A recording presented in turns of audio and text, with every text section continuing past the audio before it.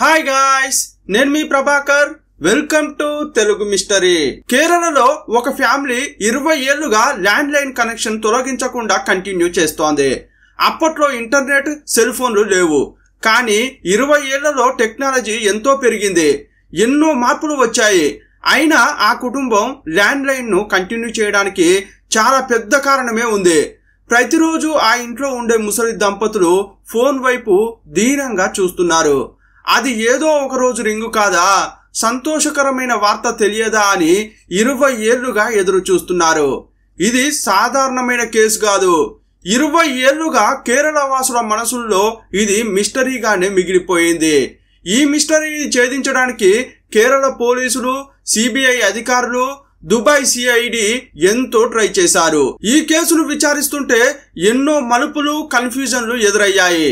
ఇంతకీ ఆ మిస్టరీ ఏంటి, ఆ విచారణ ఎలా సాగింది అనే పూర్తి వివరాలు ఈ వీడియోలో తెలుసుకుందాం.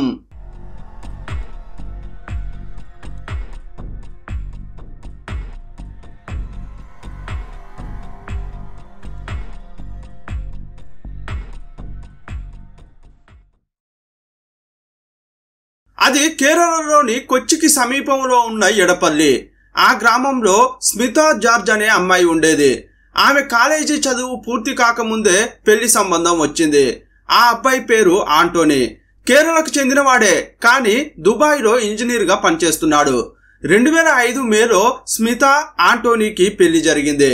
కేరళలో నెల రోజుల పాటు కొత్త జంట హనీమూన్కు వెళ్లారు. సెలవులు అయిపోయిన తర్వాత ఆంటోనీ తిరిగి దుబాయ్ వెళ్ళాడు. కానీ వెంటనే భార్యను తీసుకెళ్లలేకపోయాడు.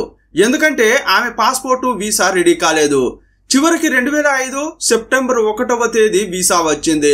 ఎన్నో కలలు, ఎన్నో ఆశలతో స్మిత దుబాయ్ ఎయిర్పోర్ట్ లో అడుగు పెట్టింది. అక్కడకు వచ్చిన భర్త హత్తుకుని ప్రేమగా స్వాగతం పలికాడు. వారు ఇంటికి వెళ్లి వివాహ జీవితం ప్రారంభించారు.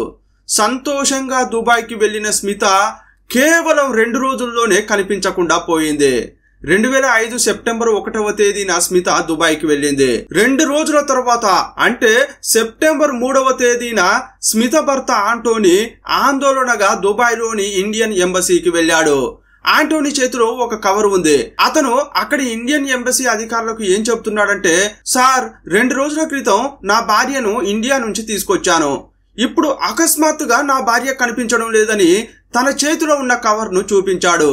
అందులో ఏముందంటే, నా ప్రియునితో వెళ్లిపోతున్నా, ఇకపై నన్ను వెతకకండి, నన్ను మర్చిపోండి అని ఇంగ్లీష్ లో రాసిన లెటర్ ఉంది. ఈ లేఖ ఎవరు రాశారు అని అక్కడి అధికారులు అడిగితే, నా భార్య రాసి తన ప్రియుడితో వెళ్లిపోయింది సార్, ఎలాగైనా చేసి నా భార్యను కనిపెట్టండి అని కంప్లైంట్ ఇచ్చి వెళ్లిపోయాడు. వెంటనే ఎంబసీ అధికారులు దుబాయ్ పోలీసులకు ఇన్ఫార్మ్ చేశారు. దుబాయ్ పోలీసులు స్మిత కోసం వెతకడం మొదలుపెట్టారు. స్మిత దుబాయ్కి వెళ్లిన 2వ రోజే ఆమె కనిపించకుండా పోయిందని పేరెంట్స్ కు సమాచారం ఇచ్చారు. ఆ మాట వినగానే వారు షాక్ అయ్యారు. ఎన్నో కలలతో దుబాయ్లో అడుగుపెట్టిన 2 రోజులకే కూతురు కనిపించట్లేదని తెలిసి ఆ తల్లిదండ్రులు తల్లడిల్లిపోయారు. మా కూతురు ఎవరిని ప్రేమించలేదు, ఎవరితో వెళ్లి ఉండదు, దుబాయ్కి వెళ్లి మరీ ప్రియునితో పారిపోయే ఛాన్సే లేదని వారన్నారు. మాకు మా అల్లుడిపైనే అనుమానంగా ఉందని చెప్పారు. స్మిత కనిపించట్లేదని ఇండియన్ ఎంబసీ అధికారులు చెప్పడంతో దుబాయ్ పోలీసులు ఆమె కోసం తీవ్రంగా వెతికారు. కానీ ఎలాంటి క్లూ దొరకలేదు. ఇంకోవైపు మా కూతురు కనిపించట్లేదని తల్లిదండ్రులు లోకల్ పోలీస్ స్టేషన్ కు వెళ్లి కంప్లైంట్ చేశారు. కానీ ఆమె మిస్ అయింది దుబాయ్లో కాబట్టి లోకల్ పోలీసులు ఎలాంటి యాక్షన్ తీసుకోలేకపోయారు. ఇంకోవైపు దుబాయ్లో పోలీసులు ఆమె కోసం ఎంత వెతికినా ఎలాంటి క్లూ దొరకకపోవడంతో ఒకానొక సమయంలో వెతకడం ఆగిపోయింది. 10 సంవత్సరాలు గడిచిపోయినా స్మిత ఎక్కడికి వెళ్ళింది, ఇంతకీ ప్రాణాలతో ఉందా లేదా అనే విషయాన్ని కనిపెట్టలేకపోయారు. 2015లో స్మిత భర్త ఆంటోనీ దుబాయ్ నుంచి కొచ్చికి వచ్చాడు. వచ్చిన వెంటనే హైకోర్టులో ఒక పిటిషన్ పెట్టాడు. నా భార్యతో నాకు డివోర్స్ కావాలి, నా భార్య దుబాయ్కి వచ్చిన 3వ రోజే తన ప్రియునితో పారిపోయింది, నాకు తోడు లేకుండా కష్టపడుతున్నాను, అందువల్ల డివోర్స్ ఇవ్వాలని కోరాడు. స్మిత కనిపించకుండా పోయి 10 సంవత్సరాలు దాటిపోయింది కాబట్టి కోర్టు కూడా ఆంటోనీ, స్మితకు అధికారికంగా డివోర్స్ ఇచ్చింది. డివోర్స్ వచ్చిన తర్వాత ఆంటోనీ మరో అమ్మాయిని పెళ్లి చేసుకున్నాడు. ఆ తర్వాత ఉద్యోగం కోసం దుబాయ్ నుండి అమెరికాకు వెళ్ళిపోయాడు. స్మిత దుబాయ్లో కనిపించకుండా పోతే ఇప్పుడు రెండో భార్యతో అమెరికాలో సెటిల్ అయ్యాడు. స్మిత కోసం ఆమె తల్లిదండ్రులు తల్లడిల్లిపోయారు. ఆమెను కనిపెట్టడం కోసం వారి ప్రయత్నాలు వారు చేశారు. ఒకసారి కేరళ ముఖ్యమంత్రిని కలిశారు. మా కూతురు దుబాయ్లో కనిపించకుండా పోయి 10 ఏళ్లు దాటింది. ప్రాణాలతో ఉందా లేదా అని కూడా తెలియట్లేదు. దయచేసి తన వివరాలు తెలుసుకోవాలని వేడుకున్నారు. మీ కూతురుకు ఏం జరిగిందో నేను తప్పకుండా కనుక్కుంటానని చెప్పిన సీఎం వెంటనే డీజీపీకి కాల్ చేసి ఎంక్వైరీ చేయాలని ఆదేశించారు. ఈ కేసును సీఎం సీరియస్ గా తీసుకోవడంతో విచారణ వేగవంతమైంది. ఈ కేసును టేకాఫ్ చేసిన పోలీసులు స్మిత రాసిన లెటర్ ను ఆమె పేరెంట్స్ నుంచి తీసుకున్నారు. ఆ లెటర్ పేరెంట్స్ దగ్గరికి ఎలా వచ్చిందంటే, దుబాయ్ లో జాన్సన్ అనే ఒక వ్యక్తి ఉన్నాడు. అతను స్మితకు కజిన్. స్మిత దుబాయ్ కి వచ్చినప్పుడు ఆమెను కలిశాడు. స్మిత మిస్సింగ్ అయిన తర్వాత ఆంటోనీ అతనికి ఈ లెటర్ ఇచ్చాడు. జాన్సన్ ద్వారా ఆ లెటర్ స్మిత పేరెంట్స్ దగ్గరకు వచ్చింది. ఆ లేఖను తీసుకున్న పోలీసులు మొదట ఏం చేశారంటే, నిజంగా ఈ లేఖను స్మిత రాసిందా లేదా అని వెరిఫై చేయాలని అనుకున్నారు. అందువల్ల హ్యాండ్ రైటింగ్ ఎక్స్పర్ట్ దగ్గరికి వెళ్లారు. మన చేతిరాతతో ఎవరైనా అనుకరించడానికి ప్రయత్నించినా 100% అలాగే రాయడం అసాధ్యం. ప్రతి అక్షరం ఎక్కడ మొదలవుతుంది, ఎక్కడ ఆగుతుంది అనేది ప్రతి ఒక్కరి ప్యాటర్న్ వేరేలా ఉంటుంది. దాన్ని పర్ఫెక్ట్ గా ఎవరు కాపీ చేయలేరు. ఈ ఫోరెన్సిక్ హ్యాండ్ రైటింగ్ ఎక్స్పర్ట్ ఈజీగా దాన్ని కనుక్కోగలరు. చెక్ చేసిన తర్వాత ఏం తెలిసిందంటే, ఆ లెటర్ ను స్మిత రాయలేదని. మరి ఈ లెటర్ ను ఆమె భర్తే రాశాడేమో అని అనుమానం వచ్చి అతని హ్యాండ్ రైటింగ్ తో పోల్చి చూశారు. సుమారుగా 60 నుంచి 70% మ్యాచ్ అయింది. అంటే దాన్ని ఆంటోనీ రాసి ఉండే అవకాశం ఉందని చెప్పారు. కానీ అతడే రాశాడని స్పష్టంగా చెప్పలేదు. అందువల్ల గత 10 ఏళ్లుగా కోల్డ్ స్టోరేజ్ లో ఉన్న ఈ కేసుకు కొత్త ఊపిరి వచ్చింది. ఆ తర్వాత ఈ కేసు మరో దిశగా ప్రయాణం సాగించింది. వెంటనే కేరళ పోలీసులు ఆంటోనీపై ఫోర్జరీ కేసు పెట్టారు. అతడు స్మితను మర్డర్ చేశాడనడానికి ఎలాంటి ఆధారాలు లేవు. కానీ స్మితలాగే అతడు ఫేక్ లెటర్ రాశాడని అతనిపై ఫోర్జరీ కేసు పెట్టి కస్టడీలోకి తీసుకుని విచారిస్తే అన్ని వాస్తవాలు తెలుస్తాయని అనుకున్నారు. అతన్ని అరెస్ట్ చేద్దామనుకున్న సమయంలో తెలిసిందేంటంటే, అతడు అమెరికాలో సెటిల్ అయ్యాడు. అందువల్ల అతన్ని ఫోన్లో సంప్రదించి ఈ కేసును మేము క్లోజ్ చేయాలని అనుకుంటున్నాం, ఇండియాకు వచ్చి ఒక్క సైన్ చేస్తే సరిపోతుంది అని నమ్మించారు.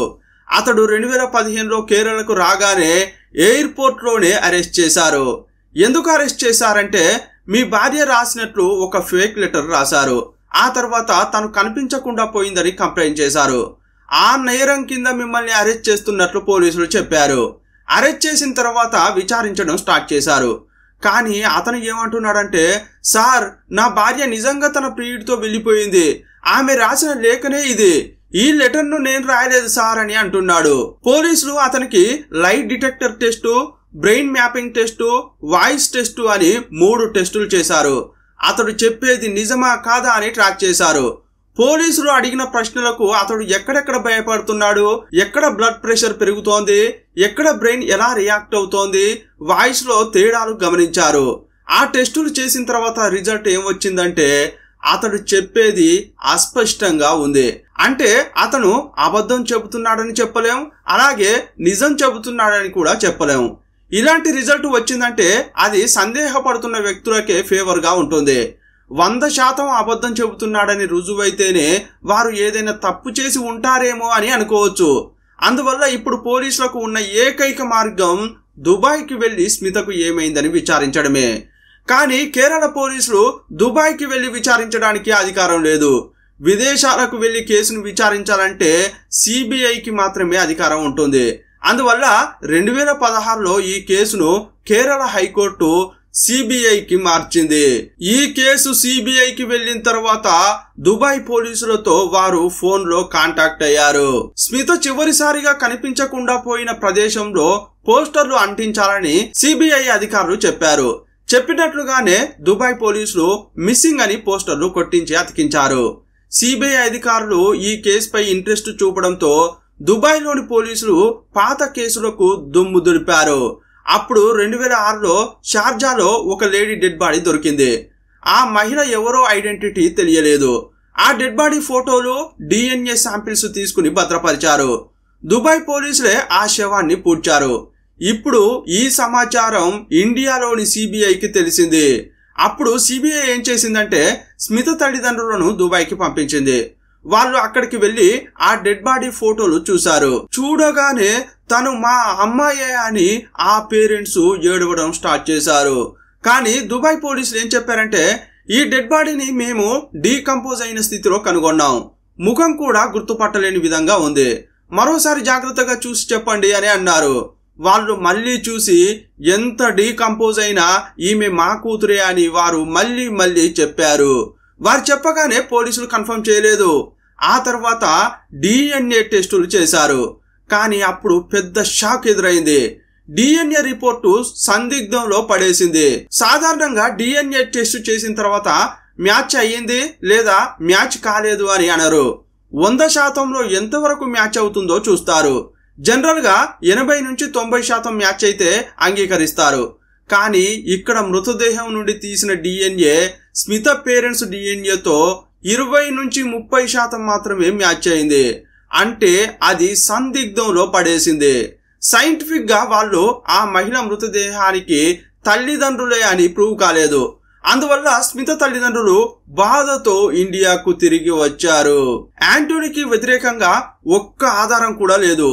ఏదో నామకే వాస్తే అతనిపై కేసు పెట్టారు. Lie detector test, brain mapping test, voice test అన్ని అతనికే సపోర్ట్ గా ఉన్నాయి. ఈ కేసు కోర్టులో విచారణకు వెళ్ళినా నిలవదు. అయినప్పటికీ ఒకసారి ట్రై చేసి చూద్దామని సిబిఐ అనుకుంది. అప్పుడే ఎవరూ ఊహించని విధంగా ఈ కేసులో ఒక పెద్ద మలుపు వచ్చింది. దుబాయ్ లో ఉండే స్మిత కజిన్ అయిన జాన్సన్ ఒక స్టేట్మెంట్ ఇచ్చాడు. సార్, స్మిత సెప్టెంబర్ 1వ తేదీన తన భర్తను కలవడానికి దుబాయ్కి వచ్చింది. నేనప్పుడు దుబాయ్ లోనే ఉన్నాను. స్మిత రావడానికి ముందే యాంటోనీ ఇల్లు చూసి రెడీగా పెట్టాడు. 3 నెలలకు ముందే ఆ ఇంట్లో సెటిల్ అయ్యాడు. ఆ ఇంట్లో ఒక పని మనిషి ఉండేది. ఆమె పేరు దేవయాని. ఆమెకు యానీ, మేరీ అనే పేర్లు కూడా ఉన్నాయి. యాంటోనీకి ఆమెతో ఇల్లీగల్ రిలేషన్షిప్ ఉన్నట్లు నాకు అనిపించింది అని చెప్పాడు. యాక్చువల్ గా ఏం జరిగిందంటే సెప్టెంబర్ 1వ తేదీ స్మిత దుబాయ్ లోని ఇంట్లో దిగింది. కానీ అప్పటికే ఆ ఇంట్లో దేవయాని ఉంది. ఈ 2 రోజుల్లోనే యాంటోనీకి దేవయానికి ఉన్న ఇల్లీగల్ రిలేషన్షిప్ ను స్మిత కనిపెట్టింది. ఆ తర్వాత సెప్టెంబర్ 3న భార్యాభర్తల మధ్య ఒక పెద్ద గొడవ జరిగింది. అప్పుడు స్మితను యాంటోనీ కిందకు తోసేశాడు. ఆమె తలకు పెద్ద గాయమైంది. ఇదంతా దేవయాని చూసింది. భార్యాభర్తల మధ్య గొడవ జరుగుతోందని ఆమె బయటకు వెళ్లిపోయింది. ఆ తర్వాత ఈ జాన్సన్ అనే వ్యక్తి దేవయాని దగ్గరకు వెళ్ళాడు. ఇదిగో చూడమ్మా, నువ్వు ఇంతకు ముందు అతనితో ఎలాగైనా ఉండొచ్చు, కానీ ఇప్పుడు అతనికి పెళ్లి అయింది. అతని జీవితంలోకి ఇంకో అమ్మాయి కూడా వచ్చింది. అందువల్ల నువ్వు తప్పుకో అని జాన్సన్ మర్యాదగా చెప్పాడు. అప్పుడు దేవయానికి జాన్సన్ కు మధ్య గొడవ జరిగింది. అప్పుడే దేవయానికి జ్ఞానోదయం అయింది. యాంటోనీ జీవితంలోకి ఇంకో అమ్మాయి వచ్చేసింది కాబట్టి తను అతని జీవితంలోంచి వెళ్లిపోవడమే కరెక్ట్ అనుకుంది. అందువల్ల కేరళలో ఉన్న తన ఇంటికి వెళ్లిపోయింది. ఒకవేళ మీరు దేవయానిని పిలిచి విచారిస్తే స్మితకు ఏమైందో కనుక్కోవచ్చని జాన్సన్ చెప్పాడు. ఏదైనా క్లూ దొరుకుతుందా అని ఎంతో ఆశగా ఎదురు చూస్తున్న సిబిఐకి ఇది చాలా ముఖ్యమైన విషయం. ఈ కేసులో ఇలాంటి క్లూ కోసమే వారు ఎదురు చూస్తున్నారు. దేవయాని అనే లేడీ ఇప్పుడు కేరళలోనే ఉండడంతో చాలా ఈజీగా ఆమెను సిబిఐ పట్టుకుంది. దేవయానిని విచారిస్తుంటే నోరు తెరవట్లేదు. జాన్సన్ చెప్పిన విషయాలు చెప్పాక ఆమె నోరు తెరిచింది. సార్, నాకు యాంటోనీతో సంబంధం ఉన్నది నిజమే. అతని భార్య ఆ విషయం కనిపెట్టింది కూడా నిజమే. ఆ తర్వాత భార్యాభర్తల మధ్య గొడవ జరిగింది. నా కళ్ళ ముందే అతడు స్మితను నెట్టేశాడు. ఇకపై అక్కడ ఉండలేక నేను బయటకు వెళ్లిపోయాను. ఆ తర్వాత యాంటోనీ జీవితంలో నేను జోక్యం చేసుకోకూడదని కేరళకు వచ్చేశాను. కానీ స్మితను యాంటోనీ చంపాడా, ఇంకేమైనా చేశాడా అనే విషయం మాత్రం నాకు ఏమీ తెలియదని చెప్పింది. ఆమె తెలియదని చెప్పినప్పటికీ ఆమె ఏదో విషయం దాస్తోందని సిబిఐకు అనుమానం కలిగింది. ఆమెకు కూడా ఇంతకు ముందు యాంటోనీకి చేసిన టెస్టులే చేశారు. చివరగా వాయిస్ టెస్ట్ చేయడానికి కేరళ నుంచి ఇంకో చోటుకు ట్రైన్లో తీసుకెళ్తున్నారు. ఆమె పక్కన లేడీ కానిస్టేబుల్ కూడా ఉన్నారు. అప్పుడు రెస్ట్ రూమ్ కని వెళ్లిన దేవయాని ఎన్ని గంటలైనా బయటకు రాలేదు. అనుమానంతో పోలీసులు బాత్రూమ్ తలుపులు పగలగొట్టి చూసినప్పుడు లోపల ఆమె మైకంలో పడి కనిపించింది. తర్వాతి స్టేషన్లో దిగి హాస్పిటల్లో జాయిన్ చేశారు. కానీ ఆమె విషం తీసుకుని ఆత్మహత్య చేసుకుందని డాక్టర్లు చెప్పారు. ఈ కేసులో ఏం జరిగిందో చెప్పకుండానే ఆమె ఆత్మహత్య చేసుకుంది. ఈ కేసులో ఉన్న ఒకే ఒక ఆధారం దేవయాని. ఆమె కూడా ఆత్మహత్య చేసుకోవడంతో విచారణ ముందుకు సాగని పరిస్థితి ఎదురైంది. అసలు ఏం జరిగిందో ఆమెకు తెలుసు, కానీ ఆ విషయం ఈ ప్రపంచానికి తెలియకూడదని అనుకుంది. తన గురించి చాలా క్రూరమైన విషయాలు బయటకు రావద్దని అనుకుందా, లేక ఇంకెవరినైనా కాపాడడానికి ప్రయత్నించిందా అనే విషయం తెలియలేదు. దేవయాని మరణంతో స్మితకు ఏమైందనే విషయాలు కనిపించకుండా పోయే పరిస్థితులు ఎదురయ్యాయి. ఇదే సమయంలో దుబాయ్ పోలీసులు సిబిఐకి ఇంకో విషయం చెప్పారు. ఇంతకు ముందు స్మిత తల్లిదండ్రుల డిఎన్ఏతో ఒక డెడ్ బాడీ డిఎన్ఏను టెస్ట్ చేశారు కదా, ఆ డెడ్ బాడీ గురించి వారు ఎంక్వైరీ చేశారు. పలు విషయాలను కనిపెట్టారు. ఆ డెడ్ బాడీని మార్చి 2006లో కనిపెట్టారు. పోస్ట్ మార్టం చేసినప్పుడు ఆ లేడీ న్యాచురల్ గా మరణించిందని తెలిసింది. దీన్ని బట్టి చూస్తే స్మిత 2005 సెప్టెంబర్లో మిస్ అయింది. అంటే మధ్యలో 6 నెలల గ్యాప్ ఉంది. ఒకవేళ ఆ డెడ్ బాడీ స్మితదే అనుకుంటే ఆమె 6 నెలల పాటు ఎక్కడ ఉందనే దానికి ఆన్సర్ లేదు. కానీ ఆ టైంలో ఆమె ప్రాణాలతో ఉండే ఛాన్స్ ఉంది. పోస్ట్ మార్టంలో ఆమె మరణం సహజమైనదే అని తేలింది కదా. అలాంటప్పుడు యాంటోనీని ఎలా సందేహపడగలం అని ఒక రిపోర్టును దుబాయ్ పోలీసులు సిబిఐకి పంపించారు. ఈ రిపోర్టు కూడా యాంటోనీకే ఫేవర్ గా ఉంది. దీంతో సిబిఐ ఈ విచారణలో ముందుకు సాగలేని పరిస్థితి ఎదురైంది. 2015లో యాంటోనీని అరెస్ట్ చేశారు. సుమారు 10 ఏళ్లు అతడు బెయిల్లోనే ఉన్నాడు. 2-3 రోజుల్లో జైల్లో ఉన్నాడు. ఆ తర్వాత బెయిల్లో బయట ఉంటున్నాడు. కానీ అతనికి కొన్ని కండిషన్లు పెట్టారు. ఎట్టి పరిస్థితుల్లో వేరే దేశం వెళ్ళకూడదన్న నిబంధన ఉండడం వల్ల అమెరికాలో ఉద్యోగానికి రిజైన్ చేశాడు. కేరళలోనే ఉద్యోగం చూసుకున్నాడు. కానీ కంటిన్యూగా విచారణ కోసం కోర్టుల చుట్టూ తిరిగాడు. ఇలాంటి సమయంలోనే 2024 నవంబర్లో కోర్టు తీర్పునిచ్చింది. స్మిత ప్రాణాలతో ఉందా లేదా అనేది నిరూపించబడలేదు.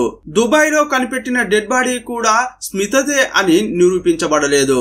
ఒకవేళ అది స్మిత డెడ్ బాడీ అనుకున్నా ఆమెది సహజ మరణం అని దుబాయ్ పోలీసులు రిపోర్ట్ ఇచ్చారు.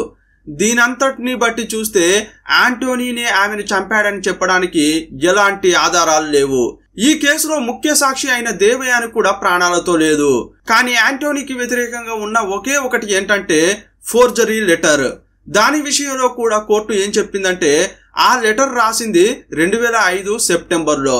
ఆ లెటర్ చాలా మంది చేతులు మారి కేరళ పోలీసుల వరకు వెళ్ళింది. ఆ తర్వాత సిబిఐ దాన్ని తీసుకుంది. ఒక ఆధారం ఇలా కొన్నేళ్ల పాటు ఒక చోట ఉండి చేతులు మారే క్రమంలో ఎవిడెన్స్ నాశనం అయ్యే ఛాన్స్ ఉంది. ఆ హ్యాండ్ రైటింగ్ ను మార్చి రాయడానికి అవకాశం ఉంది. అందువల్ల దాన్ని కూడా పరిగణలోకి తీసుకోలేమని చెప్పింది. 2024లో ఈ కేసు నుంచి యాంటోనీని కోర్టు విడుదల చేసింది. ఇప్పుడు అతనికి అన్ని క్లియరెన్స్లు వచ్చాయి. కానీ తమ కూతురుకు ఏం జరిగిందో తెలియక అప్పటి నుంచి స్మిత తల్లిదండ్రులు కుమిలిపోతున్నారు. పెళ్లి చేసి సంతోషంగా భర్త దగ్గరకు పంపించిన కూతురు దుబాయ్కి వెళ్లిన 2 రోజుల్లోనే ఆమెకు ఏమైందో తెలియక నరక వేదన అనుభవిస్తున్నారు. ఏదో ఒక రోజు తమ కూతురు తమ వద్దకు వస్తుందన్న ఆశతో ఆ ముసలి ప్రాణాలు ఎదురు చూస్తున్నాయి. 2005లో స్మిత దుబాయ్ వెళ్లేటప్పుడు ఇంటర్నెట్, సెల్ ఫోన్లు ఏమీ లేవు. అప్పుడు ఎవరినైనా కాంటాక్ట్ కావాలంటే ల్యాండ్ లైన్ ఒక్కటే మార్గం. అందువల్ల 20 ఏళ్లైనా ఆ ల్యాండ్ లైన్ ఆ తల్లిదండ్రులు ఇంకా కంటిన్యూ చేస్తున్నారు. ఏదో ఒక రోజు ఆ ల్యాండ్ లైన్ కు కూతురు కాల్ చేసి తాను క్షేమంగా ఉన్నా అని చెబుతుందని ఆశగా ఎదురు చూస్తున్నారు. ఈ కేసుపై మీ అభిప్రాయం ఏంటో కామెంట్ బాక్స్ లో రాయండి. ఫ్రెండ్స్, ఇది చాలా పెద్ద కేసు. దీన్ని ఇంకా వివరంగా చెప్పొచ్చు. కానీ చాలా మంది ఏమంటున్నారంటే లెంత్ తగ్గించమని కామెంట్స్ పెడుతున్నారు. అందువల్ల చాలా వరకు లెంత్ తగ్గించడం జరిగింది. మీ ప్రోత్సాహం ఎప్పటికీ ఇలాగే ఉంటుందని ఆశిస్తున్నాం. మన వీడియోలో ఇంకా ఏమేమి మార్పులు చేయాలో అవి కూడా కామెంట్ బాక్స్ లో పొందుపరచండి. మరో వీడియోలో మళ్ళీ కలుసుకుందాం. అప్పటి వరకు బాయ్ బాయ్.